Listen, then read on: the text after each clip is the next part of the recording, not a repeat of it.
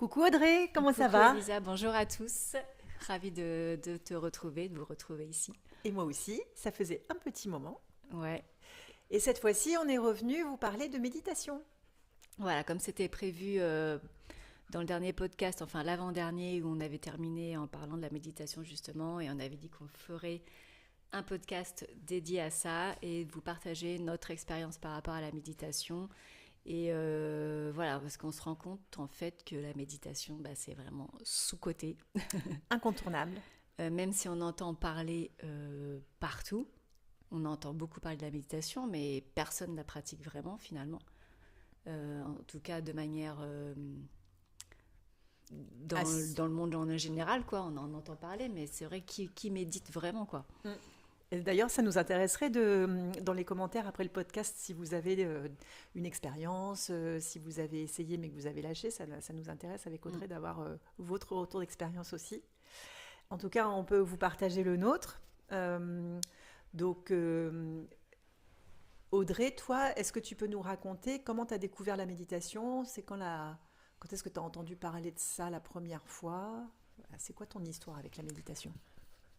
Alors, franchement, je n'ai aucune idée de quand j'ai entendu parler de la méditation. Pour moi, c'est quelque chose qui est là depuis que je suis toute petite en fait, même si c'est pas des pratiques que je faisais quand j'étais petite, mais voilà, méditer, la méditation, j'ai toujours su ce que ça voulait dire de méditer, de serait-ce que par euh, mon arrière-grand-mère et ma mère qui me parlaient de ça quand elle était jeune, ou j'avais mon arrière-grand-mère qui était plutôt en avance sur son temps parce que elle pratiquait le macrobiotisme, elle était partie au Japon et elle faisait. C'est elle qui a accueilli un maître japonais du zen Ah oui, elle est incroyable cette histoire. qui est venu à Tours et c'est lui qui a importé la méditation zazen en France. Incroyable. Et donc il est venu chez mon arrière-grand-mère. Ah oui, donc Euh, toi, tu as vraiment baigné dedans depuis toute petite, quoi. oui et non parce que enfin voilà, on ne pratiquait pas ça forcément moi quand j'étais petite, mais ces techniques tout ça c'était pas, enfin voilà, c'était quelque chose de normal, de connu, et ça existe. C'est Oui, pas forcément qu'on le pratiquait, mais ça existait et on n'avait pas d'a priori sur ces choses-là, c'était normal en fait. ok. Donc voilà, donc pour moi, donc je peux pas te dire à quand remonte ma découverte de la méditation. Pour moi, elle était là déjà quoi. Ouais, ça a toujours existé dans ton univers. Voilà. Ok. Par contre, quand j'ai commencé vraiment à pratiquer la méditation, peut-être que c'est quand j'ai commencé à faire mes formations en feng shui, géobiologie, naturopathie, coaching, etc. Et peut-être aussi quand j'ai commencé à faire du yoga, où tu as un peu des séances de méditation euh, pendant les cours, etc. Donc peut-être que c'est là où j'ai commencé vraiment à pratiquer, en tout cas à toucher un petit peu à ça. Et après, quand j'ai vraiment commencé plutôt à pratiquer, c'est, je dirais, en 2023. Donc c'est récent. Ah ouais. Suite à, comment dire, à une prise de conscience d'un état dépressif où Mhm. je ne m'étais pas rendu compte de cet état qui était là certainement depuis plusieurs mois. Et un événement un jour a fait que je me suis rendu compte de ça, en fait, que en cherchant un petit peu, en faisant des recherches, je me suis rendu compte que l'état que j'avais correspondait à un état dépressif. Tu peux nous dire un peu deux, trois trucs très concrets? C'était quoi? T'avais plus envie de rien? T'étais fatiguée? Ça se manifeste comment? Bonne question. Irritabilité, oui, fatigue, et en même temps, le truc un petit peu invisible parce que l'impression d'aller bien aussi. Ouais, c'est pour ça que je te pose la question, parce que ça C'est peut être que, très c'est insidieux. que l'extérieur ne peut pas le voir en fait. Oui, parce que tu te levais le matin, Tu te lèves le tu matin, tu donnes le t'habillais, change, tu as de l'humour, tu tu t'occupes de tes rigoles, tu te sens enfants. bien et tout, mais en fait, intérieurement, il y a quelque chose qui ne va pas. Hmm. Et bon, voilà. En fait, c'est tellement inconscient, mais ce jour-là, bah, je sais pas, il y a eu un événement qui a fait que j'ai pris conscience de ça parce que j'arrêtais pas de pleurer.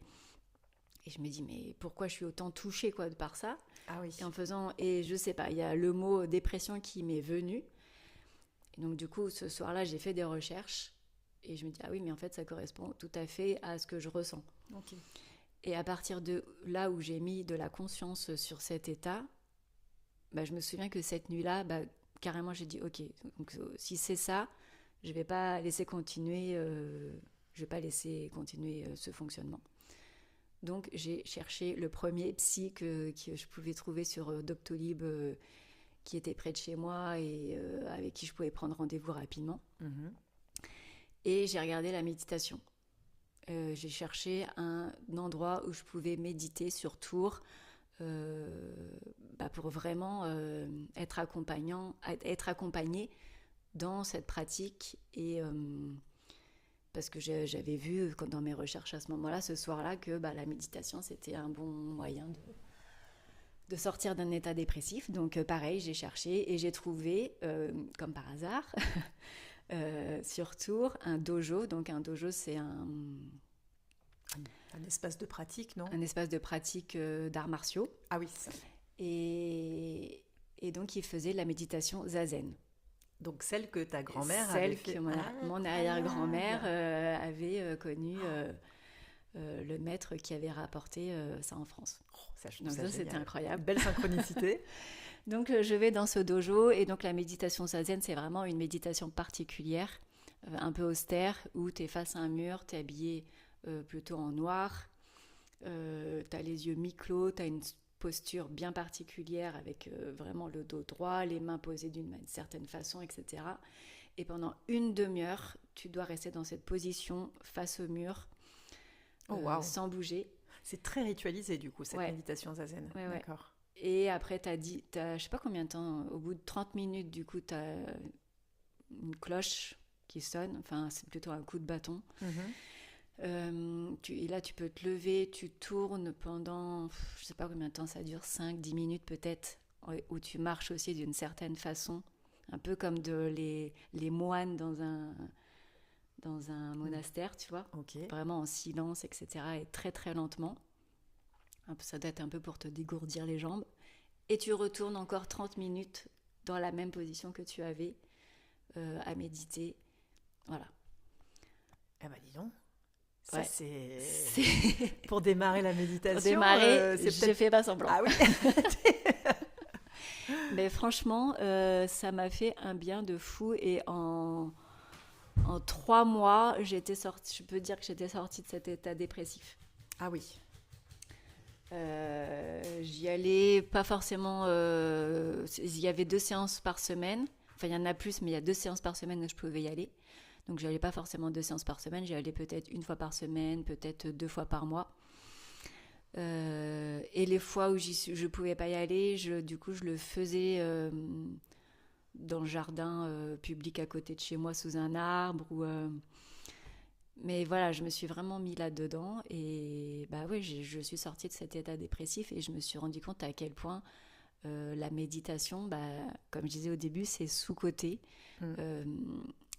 Et ça a des bienfaits, mais on peut même pas se rendre compte. On peut peut-être avoir l'impression de perdre son temps, de se dire là, je perds 1 heure de mon temps à rien faire, quelque part. Mais en fait, c'est énorme. On gagne un temps fou, je pense. Je pense que c'est ce temps. Ce temps-là a été beaucoup plus important que les séances de psy, les 3 séances, parce que pour le coup, j'en ai fait que 3. Ça a été beaucoup plus rapide. Et ouais, beaucoup plus fructueux, certainement.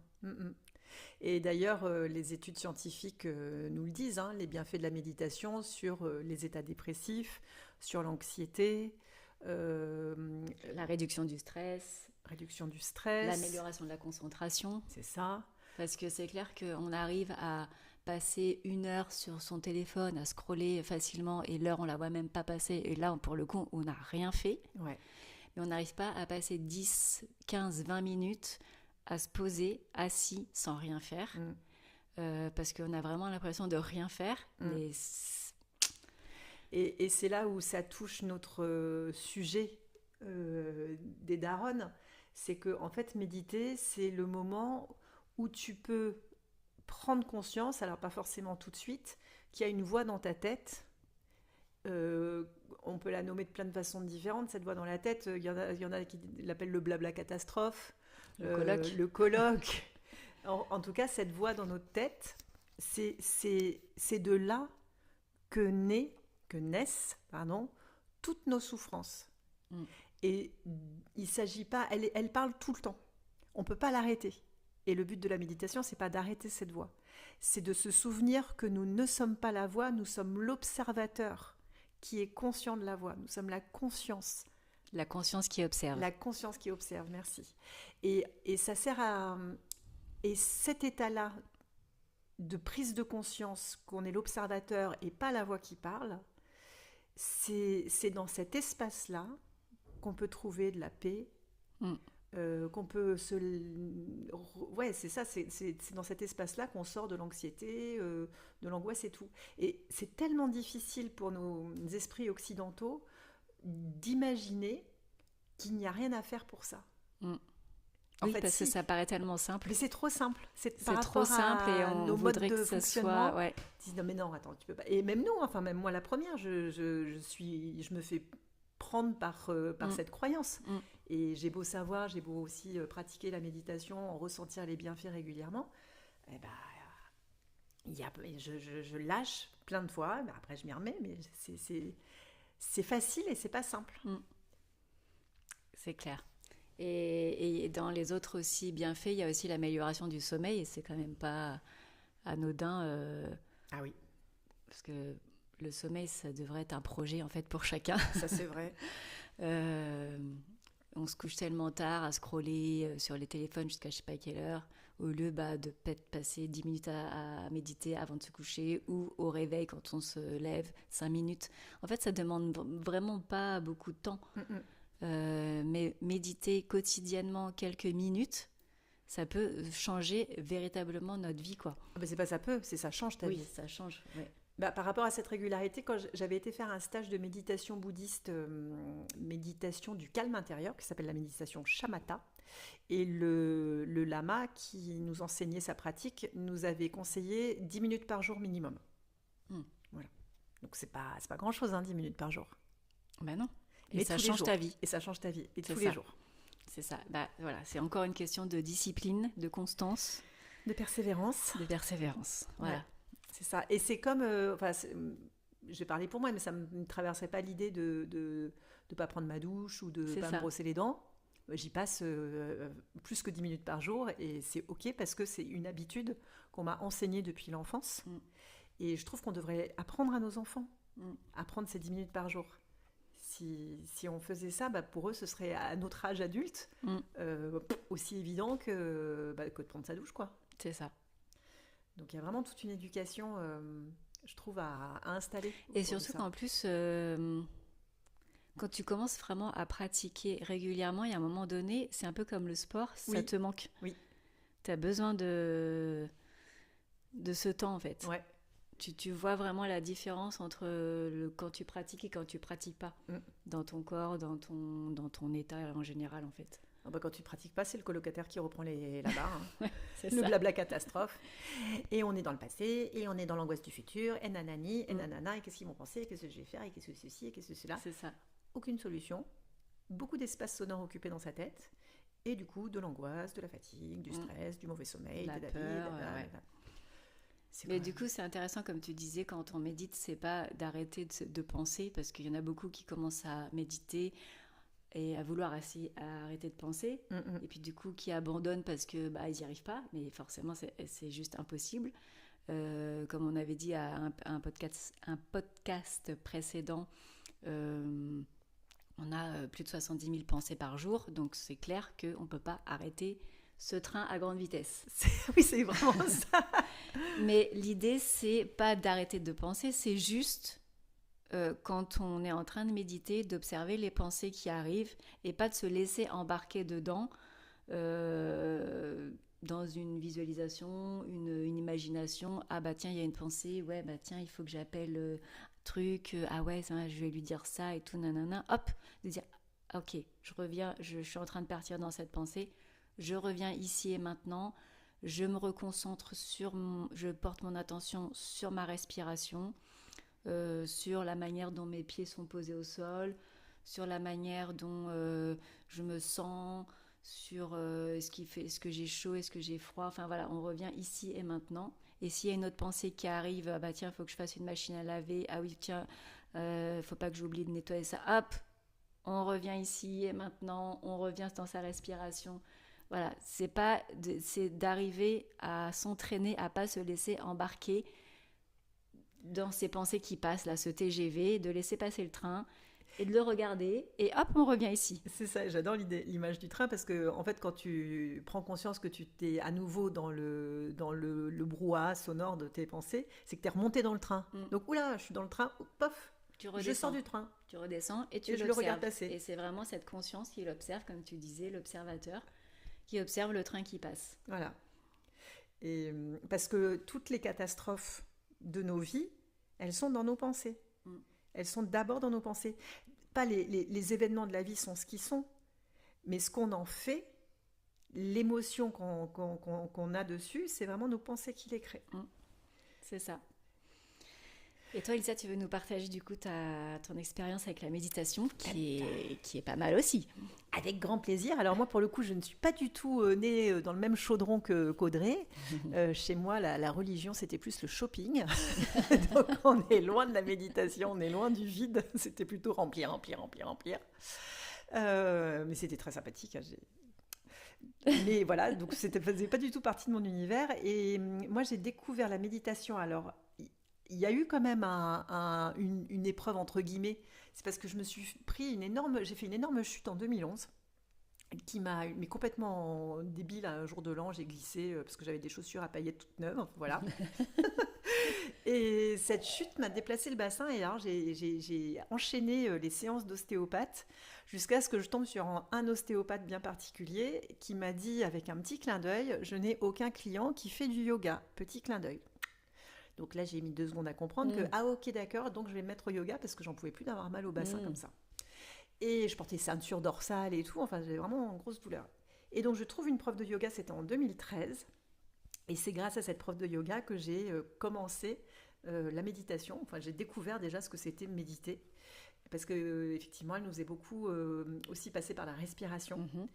Et au début, c'était pas facile. Moi, j'étais une grosse anxieuse, complètement speed, avec une vie parisienne.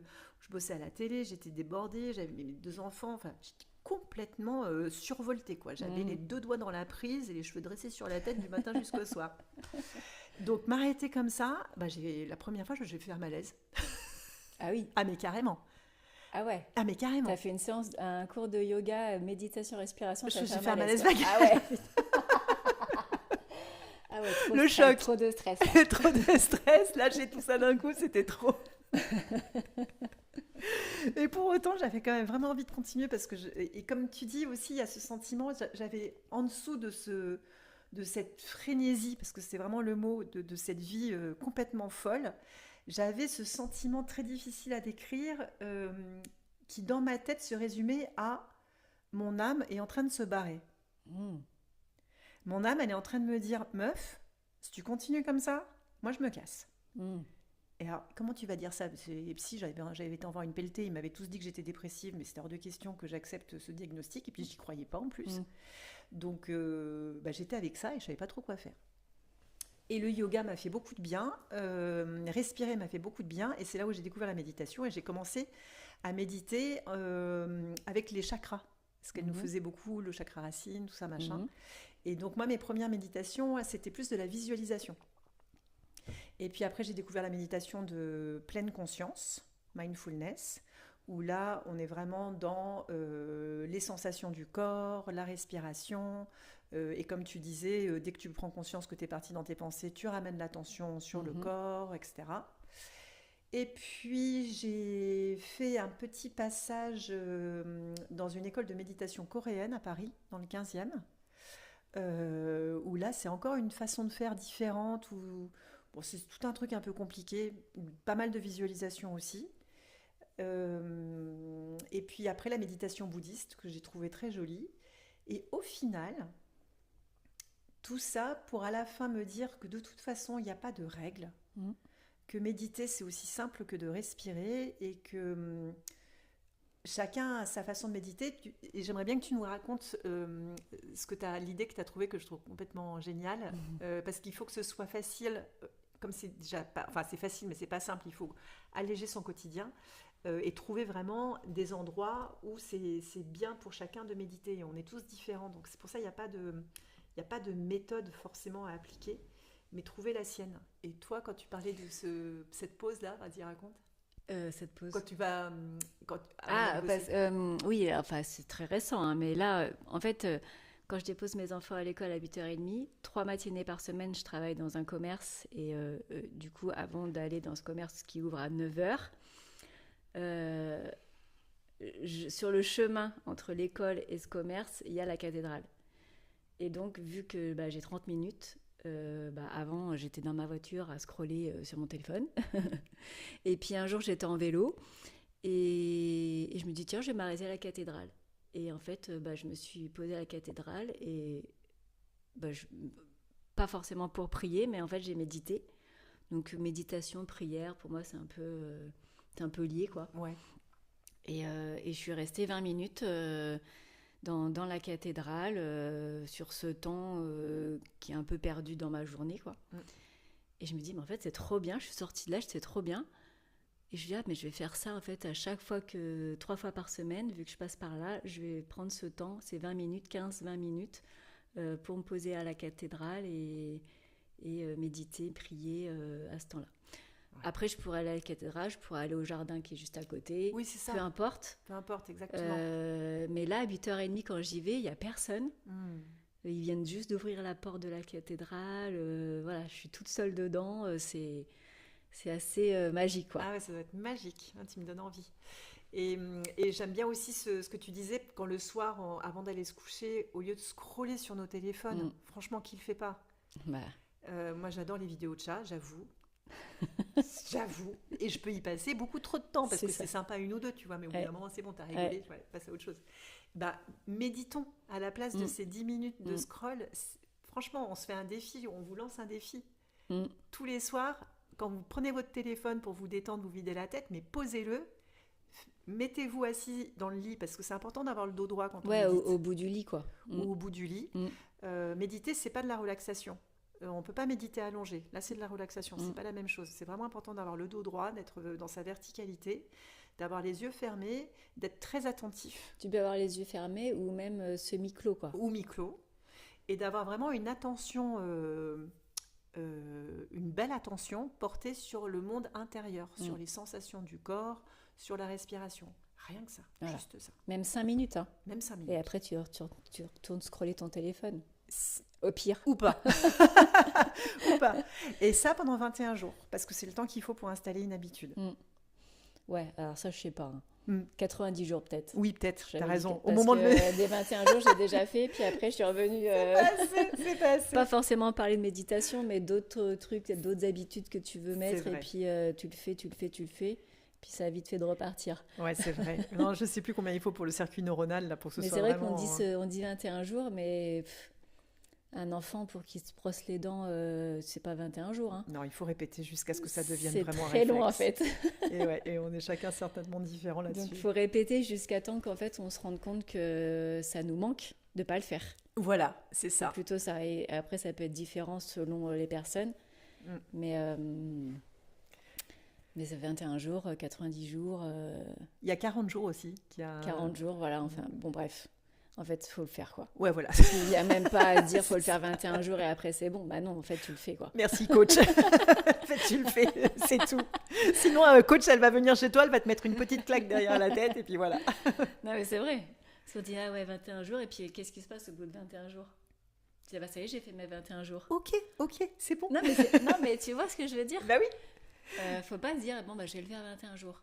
Et au bout de 21 jours, ok, ça y est, j'ai fait mes 21 jours. T'as super raison. Non, faut le faire, point. Et puis c'est tout. Voilà, si tu commences à le faire, continue à le faire. Après, si tu loupes un jour, tu loupes un jour. C'est pas très grave. Non, voilà, c'est ça Mais aussi. l'idée, c'est d'être dans la continuité, quoi. Faut pas non plus, parce que ça, c'est le genre de truc, quand tu loupes un jour, tu dis, ah bah ça y est, puis tu lâches l'affaire complètement. Tu n'as pas fait tes 21 jours, tu as rompu le pacte. Le pacte des 21 jours, donc c'est bon, il faut que tu recommences au début. Non, en fait, continue. Exactement. Et puis si c'est 2 fois par semaine, c'est 2 fois par semaine. Et puis si c'est tous les jours, l'idée, c'est tous les jours. d'arriver à avoir une régularité. Exactement. Voilà, moi, par exemple, là, du coup, si j'arrive à tenir cette régularité, parce que c'est pas gagné, mais en tout cas, si je fais ces 3 matinées par semaine à la cathédrale, j'aurai déjà cette régularité de 3 fois par semaine, parce que clairement, je fais pas forcément une méditation tous les jours. Mais l'idée, c'est de le faire plus régulièrement. Donc déjà, j'ai ce temps qui me prend pas plus de temps qu'avant. C'est pas un temps que je dois rajouter dans ma journée, parce que c'est un temps qui était quelque part perdu à ce moment-là, que j'ai trouvé. Donc si je le maintiens, j'aurai déjà ce temps de 20 minutes 3 fois par semaine. Et après, une fois que ça sera devenu une habitude où si j'y vais pas, ça va me manquer, certainement que je pourrais trouver un autre temps dans ma semaine qui pourra que je pourrais prendre en plus, quoi. Exactement. Bon, voilà pour notre expérience de la méditation. Et attends, je voulais quand même, je sais pas à combien de temps on est là, 26 minutes. Ouais. Juste parler d'œufs pochés. Poché, on rigole parce que c'est le moyen mémotechnique qu'Audrey a trouvé pour se souvenir de Fakya Rinpoche. Voilà, c'est ça. Qui est le lama auprès de qui j'ai fait ce stage de méditation shamatha là. J'aimerais bien que tu racontes son histoire, parce que je la trouve... son histoire, elle est incroyable. Ce monsieur, je l'ai découvert grâce à la lecture d'un bouquin qui s'appelle La méditation m'a sauvé, qui raconte son histoire. Il a été fait prisonnier par les Chinois il y a quelques années, et il s'est fait torturer dans les prisons chinoises. Il a réussi à s'en échapper, je ne sais plus par quel moyen, et il a atterri en fait à New York, dans un hôpital pour réfugiés tibétains, avec une gangrène à la jambe droite, une tuberculose, enfin dans un état, il était mourant, quoi, en gros. Les médecins ont fait ce qu'ils ont pu, ils ont pas réussi à soigner sa jambe, et au bout de quelques mois d'hospitalisation où il y avait vraiment cette gangrène qui ne guérissait pas, ils lui ont dit, écoutez, il faut vous amputer.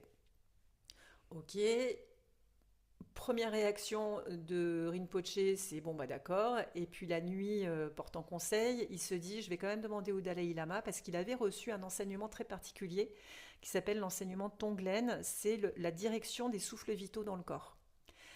Et le Dalai Lama revient vers lui en disant, ne te fais pas amputer, tu as reçu cet enseignement-là, tu vas guérir ta jambe, et quand tu auras guéri, tu apprendras aux hommes à se guérir. Ok. Wow. Donc Rinpoche, elle est magnifique. Donc Rinpoche te rend compte la foi qu'il faut avoir. Moi, c'est ça qui me fascine. Annonce au médecin qui fait le choix de ne pas se faire amputer. Sur ce, les médecins lui disent, écoutez, c'est une folie, parce qu'une gangrène, c'est une gangrène, donc les cellules, elles sont mortes. Tu peux pas réanimer tes cellules mortes, en fait. Et il dit, comme vous voulez, mais moi, en tout cas, c'est non. Donc, ils lui ont dit, on peut pas vous garder. Comme il y a une communauté bouddhiste assez forte, il a pu se faire loger dans un petit studio à Brooklyn par des Tibétains. Et il est parti avec sa gangrène, sa jambe qui sentait la mort, ses pansements, ses compresses et tout, dans ce petit studio, et il a commencé à méditer. Et il a médité 14 heures par jour. Donc là, on est vraiment sur un niveau de méditation de professionnel, d'expert, plus, pendant plusieurs mois. Il a mis 2 ans à guérir complètement sa jambe, mais sa jambe a guéri.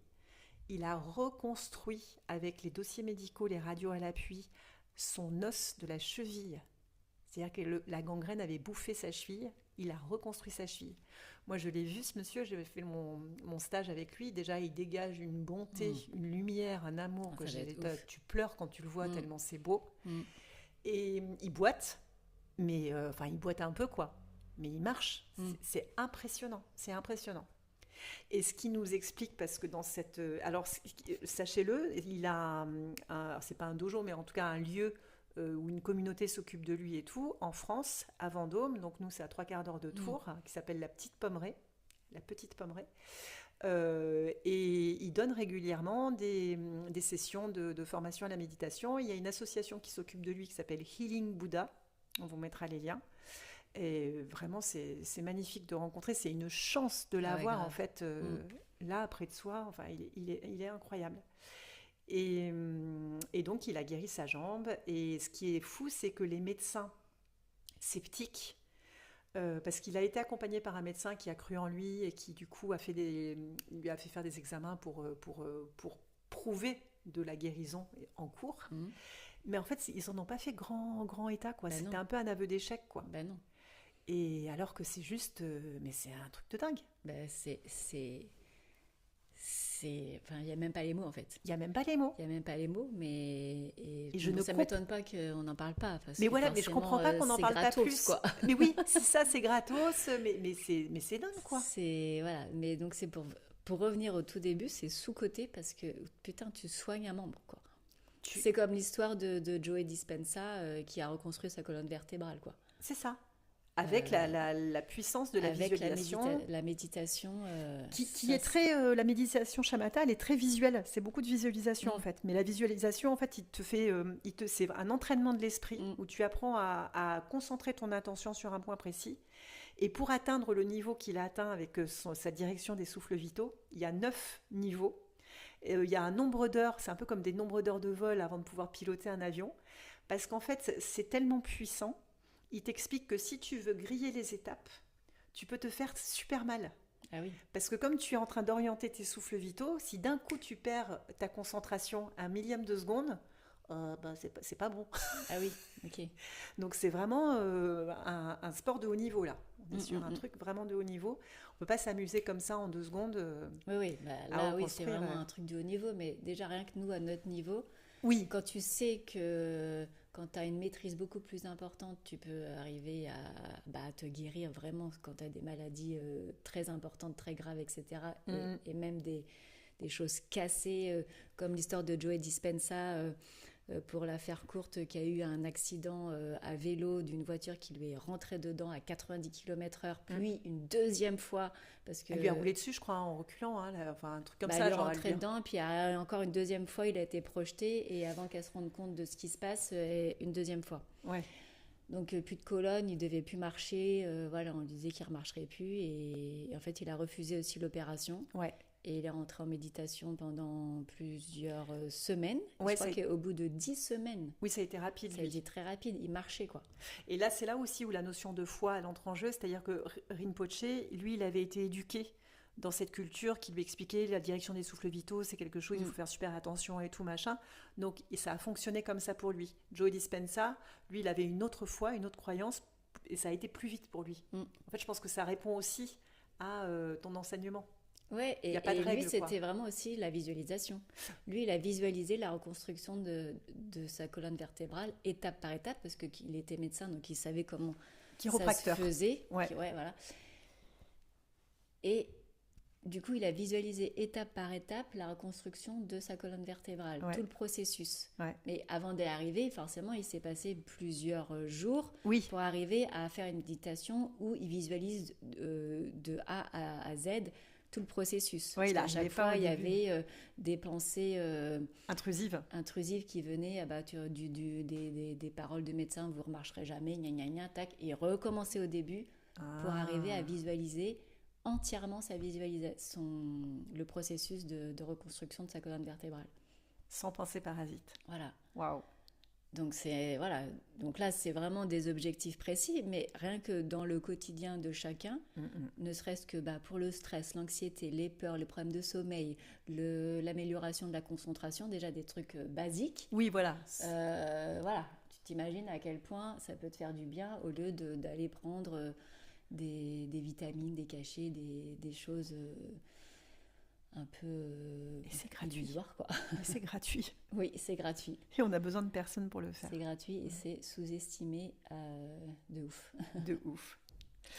Voilà. Je pense qu'on en reparlera parce que c'est vraiment quelque chose qui nous tient beaucoup à cœur et peut-être même en proposer en audio.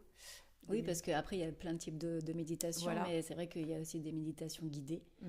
Donc voilà, ça peut être aussi pas mal. À suivre. Ouais. Et ben, à la prochaine fois. Merci beaucoup Elisa pour cet échange et j'espère que ça vous a plu et n'hésitez pas à mettre des commentaires, des petits likes, des petites étoiles, je ne sais plus comment ça fonctionne, mais voilà, maintenant on est très content de vous retrouver toutes les semaines. Allez, bisous tout le monde, bisous Audrey. Salut. Et à bientôt.